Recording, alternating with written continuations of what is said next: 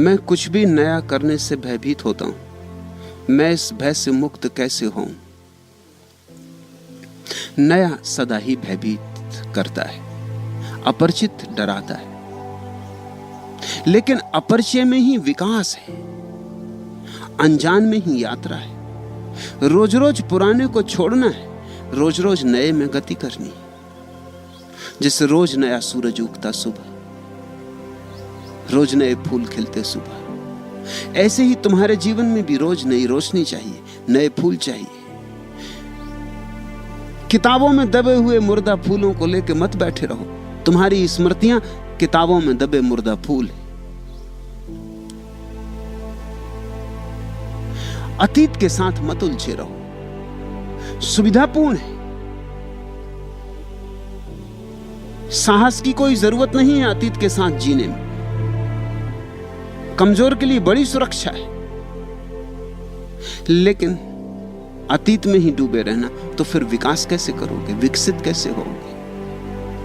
नया पुकारता है रोज रोज। परमात्मा नित नया है, नित नूतन है। जो नए में उतर सकता है वही परमात्मा को जान सकता है। पुराने के प्रति रोज मरना है और नए के प्रति रोज जन्मना है। और ये समय की धारा जो जा रही है तुम्हारे पास से फिर नहीं लौट के आएगी। एक क्षण भी खोना मत। अतीत के साथ, पुराने के साथ गंवाया गया हर क्षण व्यर्थ गया।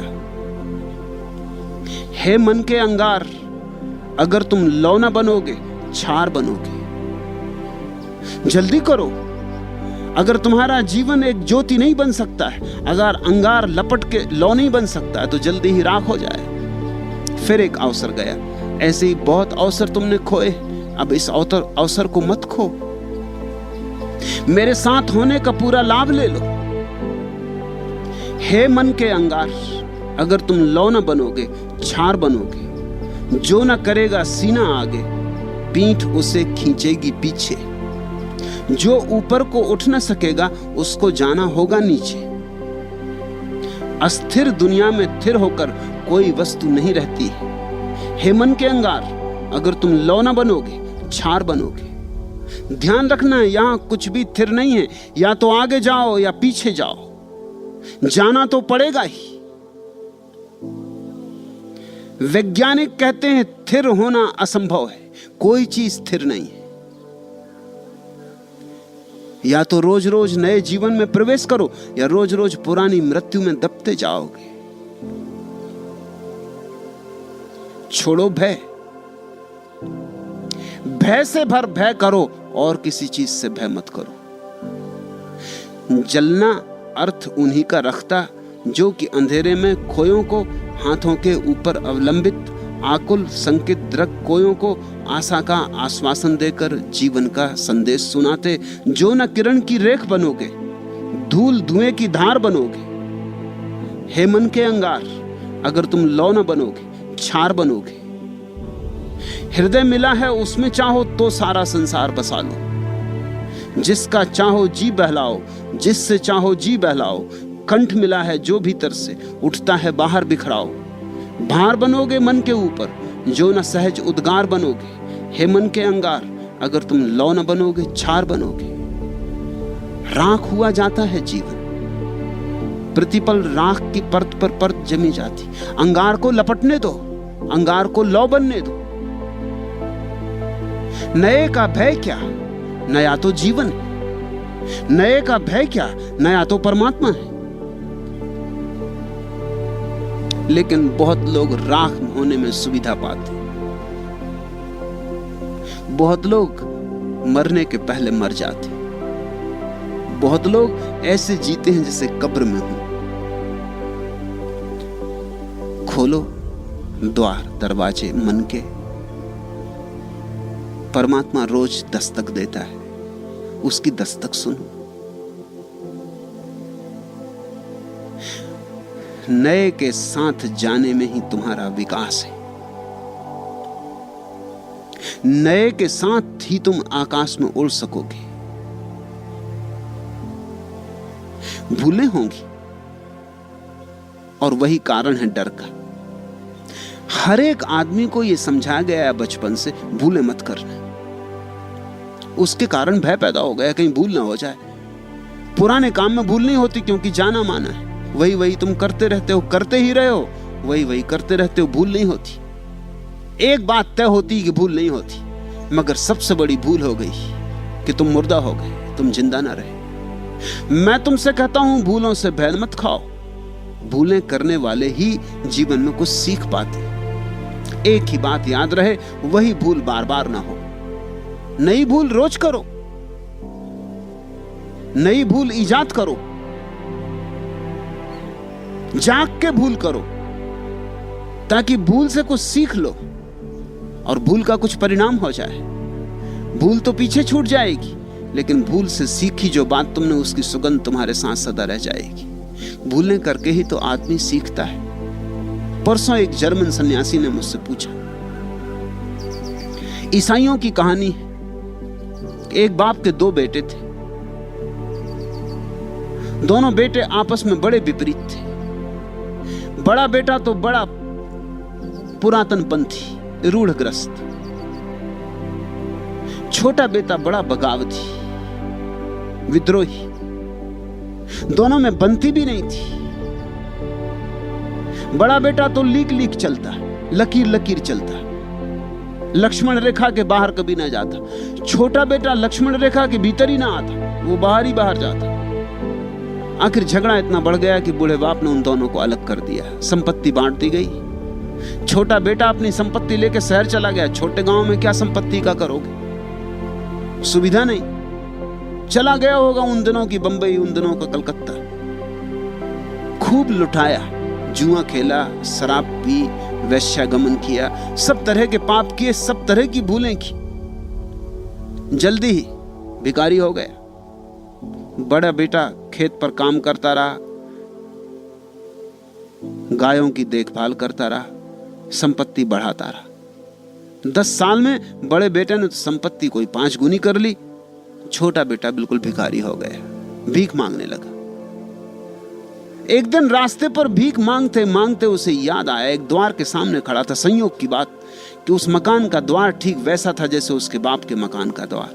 उसे याद आया कि हद हो गई, मैं भीख मांग रहा हूं। मेरे घर सैकड़ों नौकर हैं। यदि मैं जाऊं तो मेरे पिता मुझे अब भी माफ कर सकेंगे, मुझे उनके प्रेम का भरोसा है। और अब मैं ये नहीं चाहता कि मुझे बेटे की तरह स्वीकार करें, वो हक तो मैंने गंवा दिया। अब मैं उसका पात्र नहीं, लेकिन एक नौकर की तरह तो स्वीकार कर ही सकते हैं। जहां और सैकड़ों नौकर हैं, मैं भी एक पड़ा रहूंगा, नौकरी करता रहूंगा, गांवों को चरा लाऊंगा कि खेत पर बीज बो दूंगा या फसल काट लाऊंगा या जो भी होगा। इस भीख मांगने से तो बेहतर होगा अपने पिता के घर तो रहूंगा। वो उसी दिन लौटा अपने गांव। खबर पहुंच गई उसके लौटने की। रोज रोज खबरें पहुंचती थी। पिता पूछता था क्या हो रहा है, क्या हो रहा है, कहां तक बात पहुंची, कहां तक बात बिगड़ी कि बनी। अब तक दुखद समाचार ही आए थे। आज समाचार आया कि बेटा आ रहा है। बाप ने बड़ा उत्सव किया, सारे गांव को भोज पर निमंत्रण दिया, बैंड बाजे बजवाए, फूल लगवाए, दिए जलवाए, दीपमाला, सबसे कीमती और महंगी शराब तलघरों से निकाली।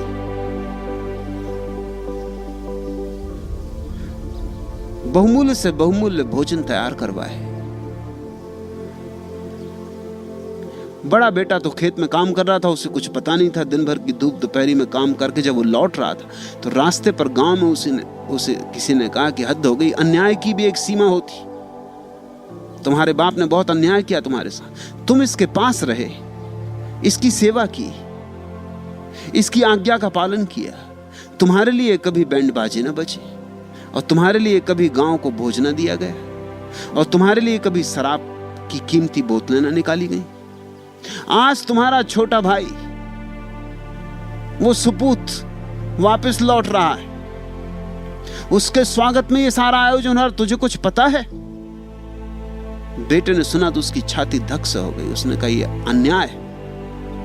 आज तक मैंने कभी पिता की किसी बात का विरोध नहीं किया, लेकिन आज बर्दाश्त मैं भी ना कर सकूंगा। वो आया बड़े क्रोध में, अपने बाप से बोला कि क्या हो रहा है, मेरे लिए कभी स्वागत नहीं।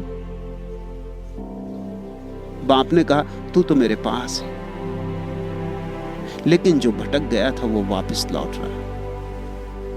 तूने कभी कोई भूल ही नहीं की, लेकिन जिसने बहुत भूलें की वो भूलों से जाग गया, वापस लौट रहा है। इसलिए उसका स्वागत जरूरी है। जर्मन सन्यासी ने मुझसे पूछा, वो एक ईसाई पादरी की पत्नी है, वो भी मेरे सन्यासी। उसने पूछा कि मेरे मन में सदा ये सवाल उठता है कि बड़े बेटे के संबंध में क्या, छोटे बेटे का स्वागत हो रहा है तो ठीक है, मगर बड़े बेटे के संबंध में क्या। मैंने उससे कहा बड़ा बेटा सिर्फ कहानी को पूरा करने के लिए, बड़े बेटे का जन्म ही नहीं हुआ,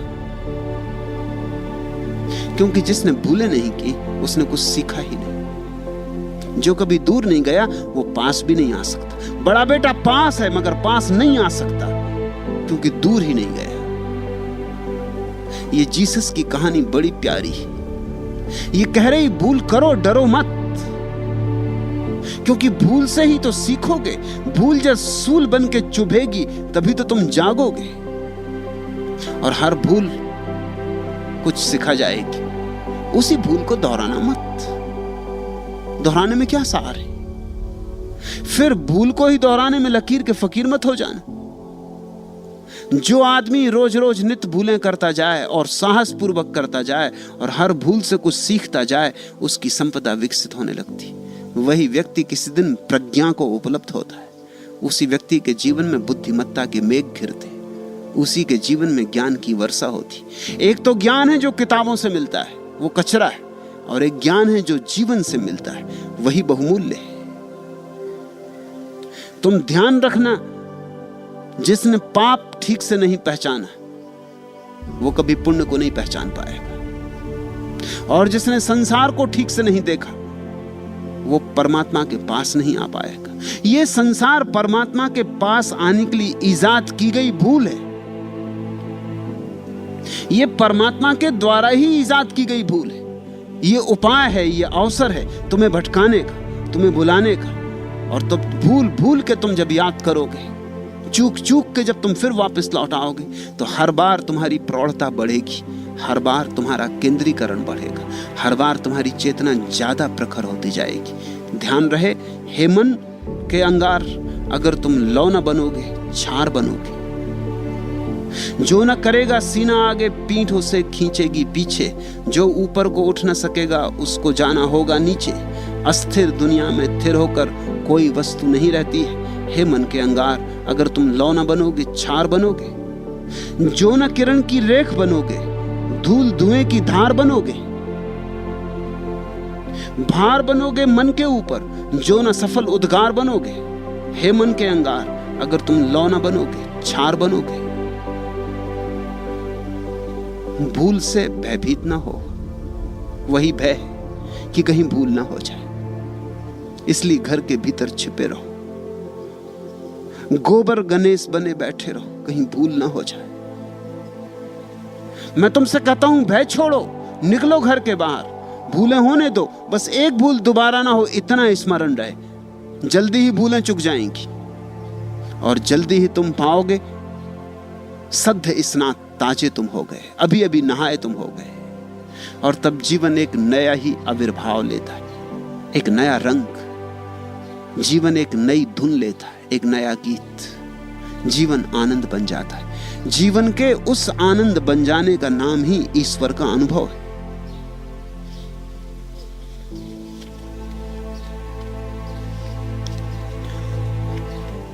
भूल और भूल और भूल, सूल और सूल और सूल, और सब तरह से चुभा हुआ आदमी, और सब तरफ से चेष्टा करके हार गया आदमी, सब तरफ से अपने अहंकार को सिद्ध करने की यात्रा में चला आदमी, और सिद्ध नहीं कर पाया, विफल हो गया।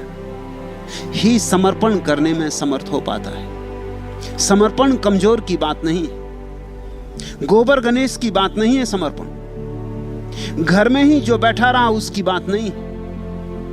समर्पण उसकी बात है जिसने जीवन को जाना, सब तरह से जाना।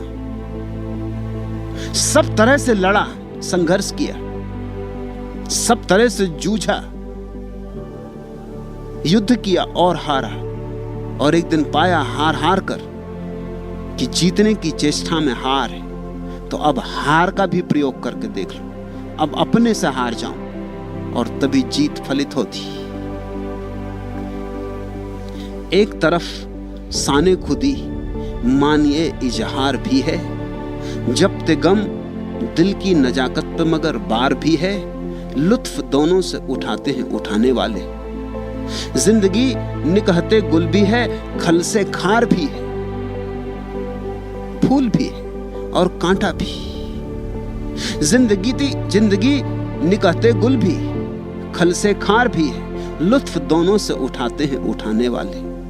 लेकिन जो जानता है वो दोनों से ही रस ले लेता, दोनों का ही मजा ले लेता, दोनों का स्वाद ले लेता है। एक तरफ साने खुदी माने इजहार भी है, जब्ते गम दिल की नजाकत पे मगर बार भी है, लुत्फ दोनों से उठाते हैं उठाने वाले। जिंदगी निकहते गुल भी, खल से खार भी है, मुनहसिर हौसलिए दिल पे साबुत कदमी, जादे शौक तो आसान भी है, दुश्वार भी है। खुद को खोया है तो पाई है मोहब्बत तेरी, जिंदगी में यह मेरी जीत भी है हार भी। जीवन का परम विरोधाभास यही है कि वहां जो जीतने की चेष्टा करता है, करते करते हार जाता है। सब महत्वाकांक्षाएं विचलित हो जाती, सब आशाएं एक न एक दिन राख होके गिर पड़ती। उस दिन एक नया प्रयोग जीवन में उठता है। अब हार के देख लूं, अब स्वेच्छा से हार के देख लूं, वही समर्पण है और उसी हार में जीत है। वाण विद्ध मरालसा में आ गिरा हूं अब तुम्हारी ही शरण में। बादलों के देश तक जब चढ़ गया था, जानता था लौट आना, जानता था है असंभव नीड़ बिजली की लताओं पर बनाना। मैं गगन को भूमि की आकांक्षाएं कुछ बताना चाहता था। वाण विद्ध मरालसा में आ गिरा हूं अब तुम्हारी ही शरण में, किंतु पश्चाताप करने के लिए तो मैं नहीं तैयार होता। नभ न मुझको खींच लेता तो धरा के वास्ते में भार होता। सिद्ध गिरकर कर दिया मैंने कि अपनी शक्ति भर ऊपर उठा मैं। आज कमजोरी नहीं कुव्वत बड़ी मेरी तुम्हारे जो चरण में।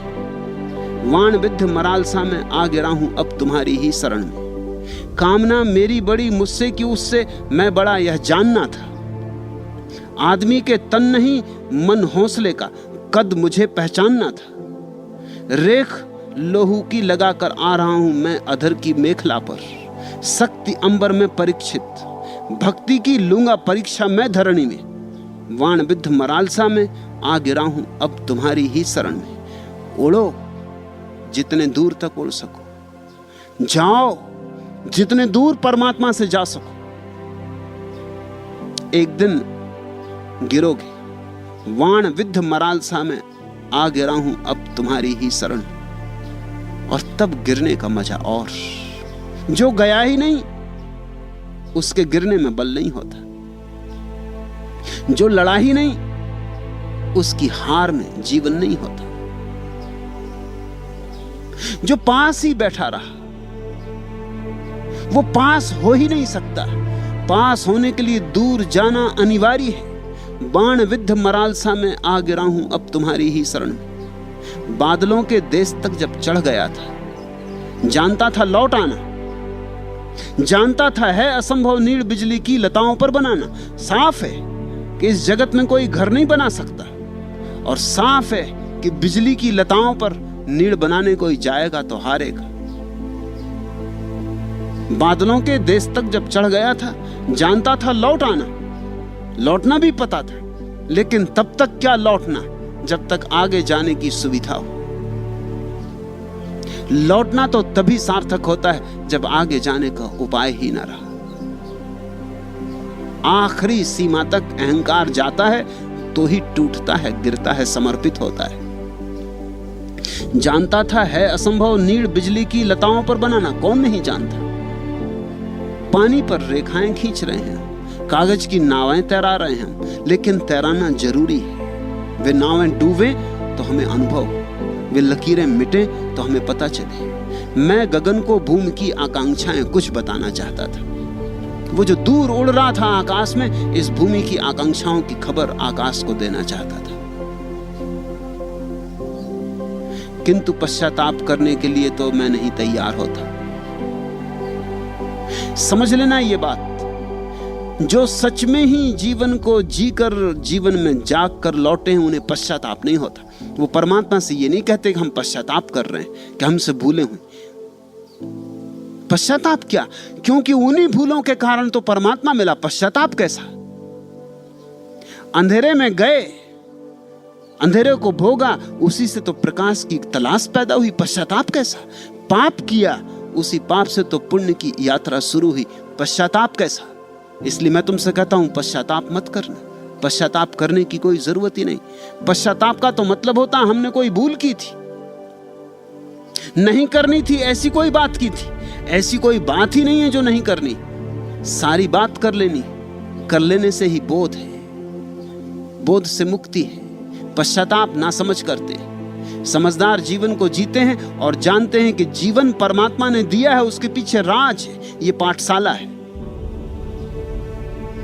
किंतु पश्चाताप करने के लिए तो मैं नहीं तैयार होता। नब न मुझको खींच लेता तो धरा के वास्ते में भार होता। वो जो आकाश ने खींच लिया था, उसी ने मुझे पहली बार धरा पर आने की सुविधा दी। अब मैं भार नहीं। नब न मुझको खींच लेता तो धरा के वास्ते में भार होता। सिद्ध गिरकर कर दिया मैंने कि अपनी शक्ति भर ऊपर उठा मैं। आज कमजोरी नहीं, कुवत बड़ी मेरी तुम्हारे जो चरण। ये कमजोरी के कारण नहीं गिरा हूं, जितनी शक्ति थी उतना तो मैं उठा था आकाश में। शक्ति चुक गई, सीमा आ गई। अब जो गिरा हूं, कमजोरी के कारण नहीं गिरा हूं, शक्ति की उड़ान के कारण ही गिरा हूं। ये जो मेरी समर्पण की दशा है, ये अहंकार की अंतिम निष्पत्ति, यह परम विरोधाभास है। जो इसे समझ लेता है, उसे जीवन में समझने को कुछ भी नहीं रह जाता। वाण विद्ध मरालसा में आ गिरा हूं अब तुम्हारी ही शरण में। कामना मेरी बड़ी मुझसे कि उससे मैं बड़ा, यह जानना था, यह जानना ही पड़ेगा। पश्चिम का एक बहुत बड़ा धनी एंड्रू कार्नेगी मरा, तो उसके एक मित्र ने पूछा कि तुम्हें कौन सी चीज कमाने में लगाई रही, इतना तुमने कमाया। कहते हैं सबसे बड़ा धनपति था वो सारी पृथ्वी का, कोई 10 अरब रुपया छोड़ के मरा। कौन बात तुम्हें दौड़ाती रही? 24 घंटे धन में ही लगा था। और एक सीमा आ जाती, उसके बाद धन का कोई मूल्य नहीं होता, क्योंकि जितना ज्यादा धन होता उतना मूल्य कम होता जाता। ख्याल रखना, लॉ ऑफ डिमिनिशिंग रिटर्न्स। मनोवैज्ञानिक भी उसे स्वीकार करते हैं, अर्थशास्त्र के नियम को। तुम्हारे पास जब 1 रुपया होता है तो उस 1 रुपये की कीमत ज्यादा होती है। जब तुम्हारे पास 1000 रुपये होते हो, फिर 1 रुपया होता, उस 1 रुपये की कीमत बहुत कम होती। फिर तुम्हारे पास 10 लाख रुपए हो और 1 रुपया होता, उसकी कीमत ना के बराबर होती। तुम्हारे पास 10 अरब रुपए, 1 रुपए की क्या कीमत? ये वही रुपया है, लेकिन एक आदमी के पास 1 ही रुपया, उसके पास बड़ी कीमत, ये उसका सर्वस्व है। एक सीमा आ जाती जब रुपए का मूल्य समाप्त हो जाता है। वो सीमा कभी की आ गई और गई, और एंड्रू कार्नेगी कमाने में लगा ही रहा। पूछा किसी ने, कौन सी चीज तुम्हें दौड़ाती रही? उसने कहा, मैं ये जानना चाहता था कि मेरी कामना हारती है कि मैं हारता हूं। अभी तक मेरी कामना नहीं हारी, और मैं उसके पहले हारने को तैयार नहीं। फिर लौटूंगा, फिर कमाऊंगा। कामना मेरी बड़ी मुझसे कि उससे मैं बड़ा, यह जानना था। आदमी के तन नहीं, मन हौसले का कद मुझे पहचानना था। रेख लोहू की लगा कर आ रहा हूं मैं अधर की मेखला पर। शक्ति अंबर में परीक्षित, मैंने अपनी शक्ति, अपने संकल्प की परीक्षा तो आकाश में कर ली। शक्ति अंबर में परीक्षित, भक्ति की लूंगा परीक्षा मैं धरणी में। अब भक्ति की परीक्षा होगी। शक्ति की परीक्षा के बाद ही भक्ति की परीक्षा है। संकल्प की परीक्षा के बाद ही समर्पण की परीक्षा है। शक्ति अंबर में परीक्षित, भक्ति की लूंगा परीक्षा। मैं धरणी में वाण विद्ध मरालसा में आ गिरा हूं अब तुम्हारी ही शरण में। भय न करो, जीवन को जियो, ये परमात्मा का वरदान है। रोज रोज जियो, गहनता से जियो, सघनता से जियो, जरा भी भय न करो, अभय होकर जियो। भूलें करो, खूब करो, बस वही वही भूलें बार बार मत करो, और जल्दी ही वो घड़ी आ जाएगी, सब भूलें चुक जाएंगी। भूलों की सीमा है, और जिस दिन सब भूलें चुक जाती उस दिन तुम लौटोगे। परमात्मा भी तुम्हारे लिए उस दिन दीपमालाएं सजाता है। परमात्मा भी उस दिन तुम्हारे लिए फूल के हार तैयार करता है। उस दिन परमात्मा के द्वार पर तुम्हारा स्वागत है, मगर जाना तो होगा दूर। दूर जो गया वही पास आ सकता है। आज इतना ही।